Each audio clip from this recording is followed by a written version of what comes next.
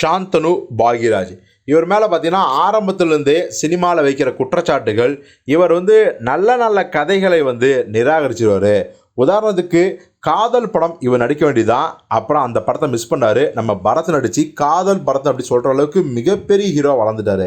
அதே மாதிரி தான் சுப்பிரமணியபுரம் ஜெய் கேரக்டரில் சாந்தனு நடிக்க வேண்டியது. சாந்தனு கடைசி நேரத்தில் பார்த்தீங்கன்னா அவருடைய தந்தையும் இயக்குனரான பாக்யராஜர்கள் அந்த கிளைமேக்ஸை மாற்ற சொல்லியிருக்காரு. ஆனால் அதற்கு உடன்படாமல் நம்ம சசிகுமார் அவர்கள் நம்ம ஜெய்யை வச்சு எடுத்து அந்த படத்தை அதிரி புதிரி ஒரு வரலாற்று காவியமாகவே மாற்றிட்டார்.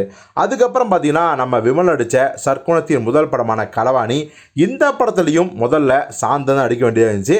அதுக்கப்புறம் சாந்தனு இந்த படத்தை மிஸ் பண்ணிட்டார். அதுக்கப்புறம் களவாணி விமல் நடித்து விமலுக்குன்னே ஒரு ரூட்டு வந்துருச்சு.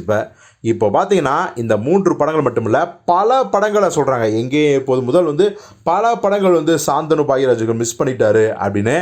இப்போ அவர் ஒரு படத்தை மிஸ் பண்ணதை ஒரு இயக்குனர் ஓப்பனாகவே சொல்லியிருக்காரு. ஆனால் அந்த விஷயத்துக்காக சாந்தனு பாக்யராஜர்கள் ரொம்ப பெருமையாக தான் உணர்றாரு. அது என்ன மேட்டர் அப்படின்னா, இப்போது மக்கள் செல்வன் விஜய் சேதுபதியோட மகாராஜா படம் 100 கோடி கலெக்ஷன் பண்ணி மிகப்பெரிய வெற்றி.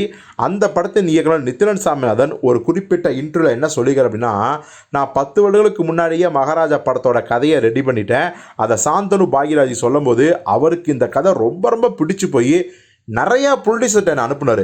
ஆனால் கதை கேட்ட ப்ரொடியூசர்ஸ் எல்லாம், எப்பா இந்த பட்ஜெட்டுக்கும் குறிப்பாக சாந்தனுக்கும் பார்த்தீங்கன்னா இந்த படம் செட் ஆகுமா இல்லையான்னு டவுட்டாக இருக்குது அப்படின்னு சொல்லி அந்த ப்ராஜெக்டை வேணாம் ஒதுக்கிட்டாங்க. ஒரு வழியாக ரொம்ப சிரத்தை எடுத்தும் கூட அதை ப்ராஜெக்டாக பண்ணவே முடியல. ஸோ அதுக்கப்புறம் நான் ரூட்டை மாற்றிட்டேன், குரங்கு பொம்மை எடுத்தேன், குரங்கு அப்புறம் மகாராஜா எடுத்தேன். ஸோ மகாராஜா முதல்ல ஜெயிக்கும்னு நினச்சது நம்பினது நம்ம சாந்தனு பாக்யராஜ் தான் அப்படின்னு சொல்லியிருந்தார். இப்போ இதை பார்த்து நெகிழ்ந்து போன சாந்தனு பாக்யராஜர்கள், ரொம்ப தேங்க்ஸ் பிரதர், நான் ஏற்கனவே ஏகப்பட்ட நல்ல கதைகளை மிஸ் பண்ணுறேன் அப்படின்னு சொல்லி என்னை எல்லாரும் கண்டபடி விமர்சனம் பண்ணுவாங்க. என்னையும் சரி எங்கள் அப்பாவையும் சரி நல்ல கதைகளை மிஸ் பண்ணுறாங்க அப்படின்னு. ஆனால் மகாராஜா மாதிரி ஒரு அற்புதமான கதையை தேர்ந்தெடுத்திருக்கிறேன் அப்படிங்கிற பெருமை எனக்கு இருக்குது. அதை உலகத்துக்கு நீங்களே சொல்லிட்டீங்க. ஸோ இந்த படத்தை மிஸ் பண்ணதுக்கு நானோ என் அப்பாவோ காரணமே இல்லை. ரொம்ப ரொம்ப சந்தோஷமாக இருக்குது. நான் நடிக்கலனாலும் விஜய் சேதுபதி சார் வேறு லெவலில் பண்ணிட்டாரு. இந்த கதைக்கு உயிர் கொடுத்து கண்டென்ட்டு தான் கிங்கு அப்படின்னு இந்த கதையை எந்தெந்த தயாரிப்பாளர்கள்லாம் மறுத்தாங்களோ அவங்களுக்கு ஒரு மிகப்பெரிய பதிலடியை கொடுத்துட்டீங்க பிரதர் அப்படின்னு சொல்லி சாந்தனு பாக்யராஜர்கள் ரொம்பவே நெகிழ்ந்து போயிருக்காரு.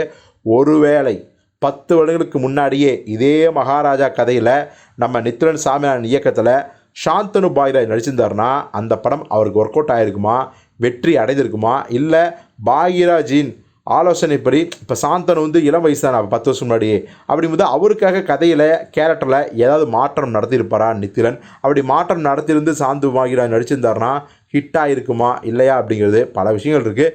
இது குறித்து நீங்கள் என்ன நினைக்கிறீங்க அப்படிங்கிறத கமெண்ட்டில் சொல்லுங்கள்.